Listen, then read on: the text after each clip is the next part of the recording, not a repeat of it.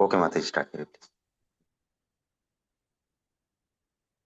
नमो विष्णुपादाय कृष्णपृष्ठाय भूतले श्रीमते भक्तिवेदान्त स्वामिनिति नामिने।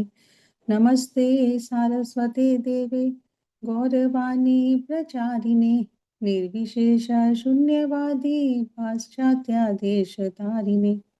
जय श्री कृष्ण चैतन्य प्रभु नित्यानंद श्री अद्वैत गदाधर श्रीवासादि गौर भक्त वृंद। हरे कृष्णा कृष्णा कृष्णा हरे हरे, हरे राम राम राम हरे हरे। हरे कृष्णा।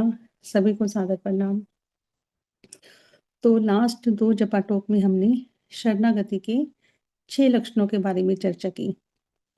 तो आज हम भक्ति विनोद ठाकुर और नरोत्तम दास ठाकुर ने शरणागति के ऊपर बहुत सारे भजन लिखे हैं। तो आज मैं एक भजन के माध्यम से समझाने का प्रयास करूंगी। जो भक्ति विनोद ठाकुर जी हैं वो एक प्योर डिवोटी है, वो शुद्ध भक्त है। उनको एक सप्तम गोस्वामी भी बोला गया है। तो यहाँ पर वो अपनी रियलाइजेशन शेयर कर रहे हैं, क्या बताना चाह रही हैं वही मैं बताने का प्रयास करूंगी। भजन है जो मैंने अपने सीनियर आचार्यों से सुना, सीनियर से सुना, वही मैं बताने का प्रयास करूंगी। तो भजन है, जीव जागो गोरा चांद बोले, कत निंद्रा जाओ माया पिशाचीर कोले। गोरा चांद यानी गोर सुंदर क्या कह रही है? अरे जीव जाग, सुप्त आत्माओं जाग जाओ, कितनी देर तक माया रूपी पिशाची की गोद में सोओगे। तो क्या कह रही है इसमें? इसमें भक्ति विनोद ठाकुर जी क्या कर रही है, क्या क्या बताना चाह रही हैं कि कब तक सोते रहोगे।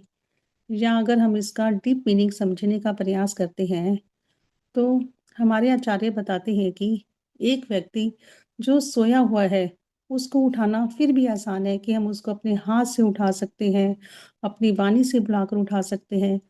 लेकिन उसको कैसे जगाएं जिसकी आंखें ऑलरेडी खुली हैं, यानी वो निद्रा से तो जागा हुआ है, लेकिन भौतिक जगत में जो माया रूपी पिशाचनी है उसने सुला रखा है।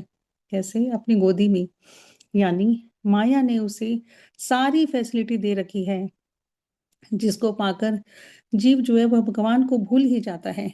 और ये बिल्कुल भूल जाता है कि जो हमारे क्रिएटर हैं हमें उसका शुक्रिया भी करना है, उसका थैंक यू भी करना है। क्योंकि जो हमारे पिता हैं वो दुखी होते हैं हमें देखकर। वो बार बार इस भौतिक जगत में आते हैं। जैसे हम देखते हैं कि भगवत गीता के 4 चैप्टर में बताते हैं कि परित्राणाय साधूनां विनाशाय च दुष्कृतां धर्म संस्थापनार्थाय संभवामि युगे युगे। मैं हर युग में आता हूँ।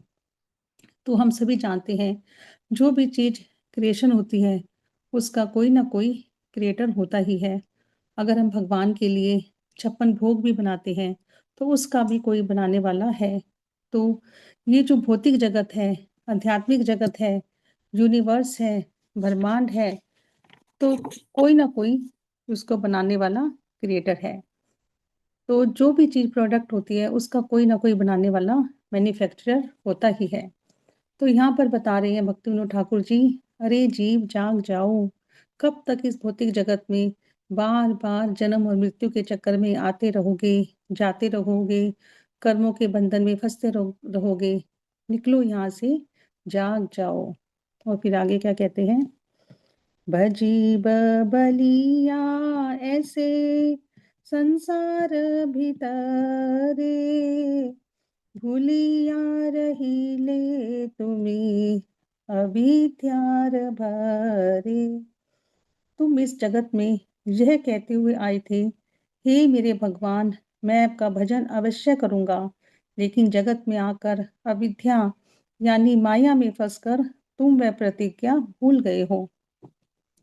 तो हम लोग सभी जानते हैं कि जब एक जीव एक बेबी जन्म गर्भ में होता है तो वह उल्टा लटका होता है, तो वो कैसे सरवाइव करता है वहाँ पर?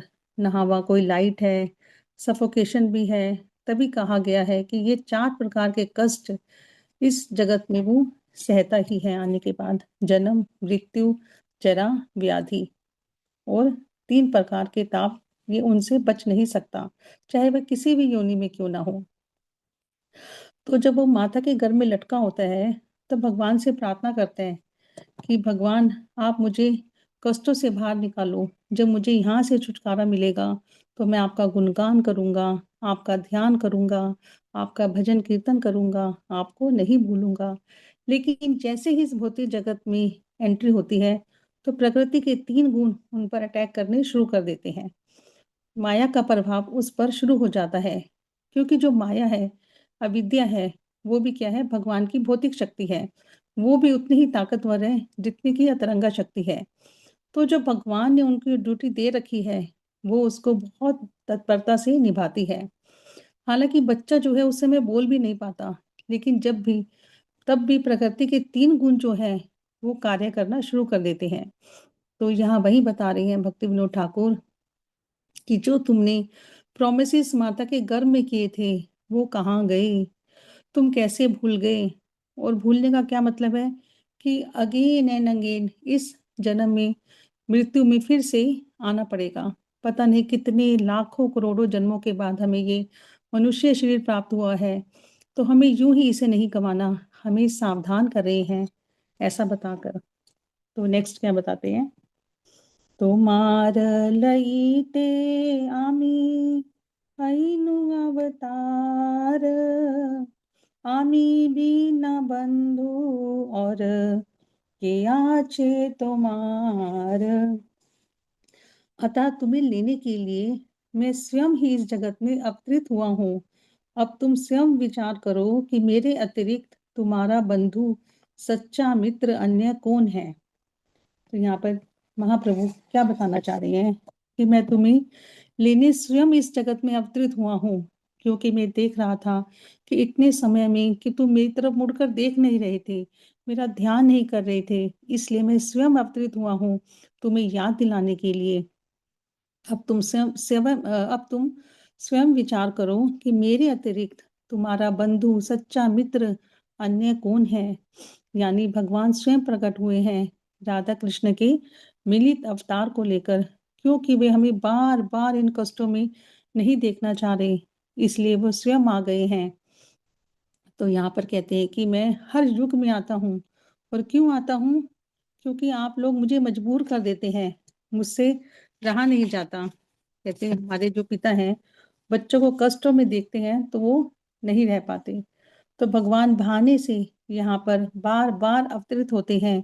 वो खाली दुष्टों का विनाश करने नहीं आते, हम जैसे जीवों का याद दिलाने आते हैं कि जीव जाग जाओ, आ जाओ, तुम्हारा ये स्थान नहीं है, तुम इस लोक के वासी नहीं हो, तुम्हारा जो स्वरूप है वो भौतिक स्वरूप नहीं है, वो दिव्य है। तुम आपको अपने आप को क्यों निम्न मानने लगे हो? क्यों इस भौतिक जगत में जो भी आया है, वो एक ना एक दिन समाप्त होगा। तो हमें जो शरीर मिला है साधना के लिए, भक्ति के लिए, आत्म साक्षात करने के लिए जो मिला है, इसको करके हम भगवत धाम प्राप्त कर सकते हैं। वापिस अपनी स्थिति को पहचान सकते हैं, वापिस भगवान के दास या सेवक बन सकते हैं। इसको जान जाओ। फिर आगे क्या कहते हैं? এনেছি औषधि माया नाशिबार लागी, हरि नाम महामंत्र लो तुम मांगी। मैं माया रूपी रोग का विनाश करने वाली औषधि हरि नाम महामंत्र लेकर आया हूँ, अतः तुम कृपा मुझसे महामंत्र मांग लो। तो इसमें क्या कहना चाह रहे हैं भगवान? क्योंकि क्यों लेकर आए हैं हरि नाम? क्योंकि वो जानते हैं कि कलयुग का जीव कैसा है, मंद सुमंद मंद भाग्य। जैसा हम जानते हैं कि सतयुग में आयु होती थी 1 लाख वर्ष, तो जो ध्यान के द्वारा आत्म साक्षात्कार हो जाता था। फिर त्रेता में यज्ञ के द्वारा, आयु भी कम हो गई, एक शून्य कम हो गया, 1 लाख से 10,000 हो गई। फिर द्वापर में आयु और कम हो गई, फिर अर्चा विग्रह की सेवा के द्वारा 1000 ईयर्स हो गई आयु। तो हम भगवान को जानते थे इसके माध्यम से। तो कलयुग में ना तो ध्यान पॉसिबल है, ना यज्ञ, ना अर्चा विग्रह की पूजा उपासना कर सकते हैं। तो भगवान सबसे सरल उपाय लेकर आए। वो क्या है? नो यज्ञ, नो तपस्या, नो ध्यान, ना कोई उपासना करना। ओनली हरे कृष्ण कृष्ण कृष्ण हरे हरे, हरे राम राम राम हरे हरे, वो करना है। और बता रही है क्योंकि हम भव सागर में हैं, भव रोग से पीड़ित हैं। जो भौतिक संसार है उसको भव सागर से कंपेयर किया गया है। इस जगत में है हम, तो हम रोगी हैं। तो रोग का विनाश कैसे होगा? हरि नाम से, जो कि एक औषधि है, जो स्वयं भगवान कह रहे हैं कि मैं लेकर आया हूँ। और ये जो है भौतिक जगत की नहीं है। गोलोकेर प्रेम धन हरि नाम संकीर्तन। तो इसको हमें हल्के में नहीं लेना चाहिए। ये गोलोक का प्रेम धन है। भगवान गौर सुंदर हमारे लिए लेकर आए हैं। और उन्होंने घर घर जाकर एक एक का दरवाजा खटकाकर ये हरि नाम लेने के लिए बोला है। क्या कह रहे हैं? अतः तुम कृपा मुझसे महामंत्र मांग लो। वो हमसे भी कह रहे हैं कि वो औषधि, वो दवा मुझसे ले लो, ठीक होकर मेरे धाम वापस आ जाओ, जो तुम्हारा वास्तविक घर है, वास्तविक स्थान है। हमने देखा कि भगवान ने जगाई मगाई जैसे पापियों का भी उद्धार किया। वो हमारा भी उद्धार करने के लिए यहाँ पर प्रकट हुए हैं और हमें हरि नाम देकर गए। और आखिरी में भक्ति विनोद ठाकुर जी क्या कह रही हैं? भगति विनोद प्रभु चरणी पड़िया, से हरि नाम मंत्र लईल मंगिया। शील भक्ति विनोद ठाकुर ने भी श्रीमन महाप्रभु के चरणों में गिरकर जय हरे कृष्ण महामंत्र बहुत विनम्रता पूर्वक मांग लिया है। तो आखिर में यहाँ पर भक्ति विनोद ठाकुर अपनी परिस्थिति बता रहे हैं कि मैंने भी मांग लिया है भगवान के चरण कमलों की शरण लेकर, गौर सुंदर की शरण में आकर ये हरि नाम महामंत्र उनसे ले लिया, उनके चरणों में गिरकर। और एक चीज यहाँ पर बता रहे हैं, हमें जो ये हरि नाम लेना है या मांगना है वो विनीत भाव से मांगना है, हमें एटीट्यूड से नहीं मांगना। तो उसके लिए भक्त में क्या होनी चाहिए? एक विनम्रता होनी चाहिए। विनम्रता पूर्वक हमें मांगना है, विनीत भाव से डिजायर करनी है, अपने आचार्यों से, भगवान से इच्छा करनी है कि जिस प्रकार हमें बार बार बतलाया जाता है कि हम अपनी गलतियों के कारण, अपने अनर्थों के कारण, जो अनेक हमारे जन्म हुए हैं, जिनका पूरा भंडार है, जिसकी वजह से हम जगत में आए हैं, लेकिन क्योंकि हमें एक ये मौका मिला है कि हम जगत में आकर हमें गुरु साधु शास्त्र मिल रहे हैं। जैसे यहाँ पर भक्ति विनोद ठाकुर इतना सुंदर भजन कह कर लिख कर हमें बताना चाह रहे हैं कि हम किस प्रकार से आसानी से जो इस कलयुग का मंत्र है उसको लेकर अच्छे से चैंट करके हम इस भव सागर से, इस भौतिक जगत से बाहर निकल सकते हैं और भगवान की चरणों की शरण पा सकते हैं। तो क्या मंत्र है? हरे कृष्ण कृष्ण कृष्ण हरे हरे, हरे राम राम राम हरे हरे। तो मैं आज यही विराम दूंगी। कोई गलती हो तो मुझे क्षमा कीजिएगा।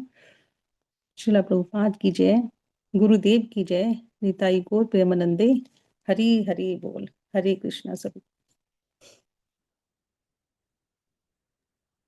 हरी बोल।